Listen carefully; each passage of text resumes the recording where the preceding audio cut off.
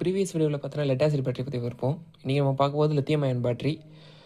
Lithium ion பேட்டரியில் பார்த்தீங்கன்னா same ஆசஸ்லாம் anode cathode நமக்கு வந்து டெர்மினல் இருக்கும். ஸோ அதில் யூஸ் பண்ணுற லெட் ஆசிட் வந்து லெட் யூஸ் பண்ணுவோம். இதில் வந்து லித்தியம் மெட்டீரியல் நம்ம யூஸ் பண்ணுறோம்.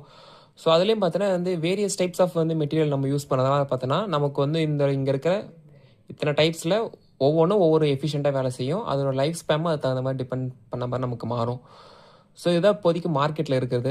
நாங்கள் மோஸ்ட்டாக யூபிஎஸ் ஃபீல்டில் யூஸ் பண்ணும்போது லித்தியம் அயன் ஃபாஸ்ஃபைட் இந்த பேட்டரி தான் நாங்கள் யூஸ் பண்ணுவோம். எல்எஃபின்ற கேட்டகரி தான் நாங்கள் யூஸ் பண்ணுறோம்.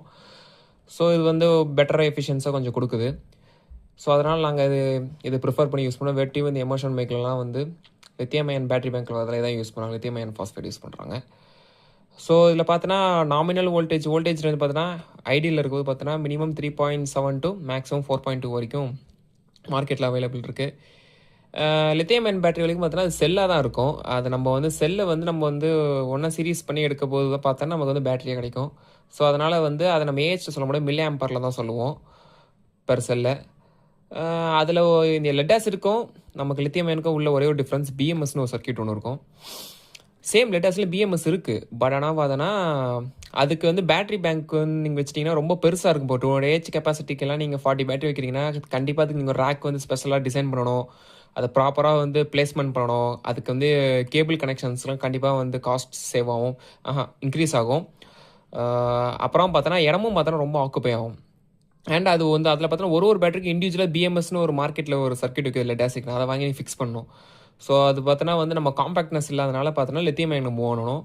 சேம் இது பிஎம்எஸ்னாலாம் பார்த்தா பேட்டரி மேனேஜ்மெண்ட் சிஸ்டம் தான். நமக்கு வந்து ஈக்குவலைசஸ் செல்லில் பார்த்தீங்கன்னா நமக்கு வந்து சார்ஜ் பண்ணும். அதுக்குன்னு ஒரு சர்டன் வோல்டேஜ் செட் லிமிட் இருக்குது. அந்த பிஎம்எஸ்லேயே கொடுத்துருவோம். அந்த வோல்டேஜ் படி தான் அது ப்ராப்பராக வேலை செய்யும். அப்புறம் பார்த்தோன்னா லெட் ஆசிட்டில் பார்த்தோன்னா நம்ம என்ன லோட் அப்ளை பண்ணுறோமோ அது பியாண்ட் த லிமிட் பார்த்தோன்னா டிஸ்சார்ஜிங் ஆம்ஸை ப்ரொடியூஸ் பண்ணணும். இப்போ 42 ஏஹெச் பேட்டரினா நம்ம வந்து லோடு டிபெண்ட் பண்ணி பார்த்தீங்கன்னா நம்ம வந்து கிட்டத்தட்ட வந்து 6 ஆம்ஸ்க்கு டிஸ்சார்ஜ் பண்ணலாம். அது 4.2 ஆம்ஸ் தான் டிஸ்சார்ஜ் ஆகணும். அது 6.2 ஆம்ஸ் டிஸ்சார்ஜ் பண்ணியிருக்கேன். ஸோ அந்த மாதிரி பண்ணும்போது பார்த்தோன்னா அது உள்ள எலக்ட்ரோட ட்ரை ஆயிரும். ட்ரை ஆனால பார்த்தா திரும்பியும் அதை ரீசார்ஜ் பண்ணும்போது பார்த்தோன்னா நமக்கு வந்து பெட்டர் எஃபிஷியண்ட்டாக பேக்கப் கிடைக்காது. ஸோ அதனால் வந்து அந்த எண்ட் ஆஃப் செல் வோல்டேஜை டிஸ்சார்ஜ் பண்ண விடாமல் இது ப்ரொடெக்ட் பண்ணுவது லித்தியம் அயன்ல இந்த பிஎம்எஸ் சர்க்யூட்டு.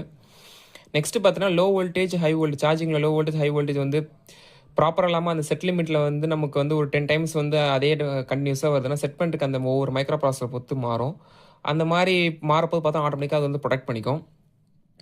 அதே மாதிரி பார்த்தோன்னா ஹையில் உள்ளே வந்தாலும் பார்த்தோன்னா ஒரு சர்டன் லிமிட் வரைக்கும் அது வந்து அலோவ் பண்ணும் ஹை வோல்டேஜ் வந்துச்சுன்னா. ஆனால் இன்டர்னல் சார்ஜிங்கில் பார்த்தோன்னா அது வந்து ப்ராப்பரான வோல்டேஜ் பெர் செல்லு கரெக்டாக கொடுத்துரும். பியாண்ட் த லிமிட் போகும்போது பார்த்தோன்னா அது கட் ஆஃப் பண்ணிடும். ஸோ அது ஒரு ப்ரொடெக்ஷன் இதில். அண்ட் டெம்பரேச்சர் கட் ஆஃப் இருக்குது. சார்ஜிங்கில் பார்த்தோன்னா வந்து நமக்கு சரியான வென்டிலேஷன் இல்லாமல் ஓவர் ஹீட்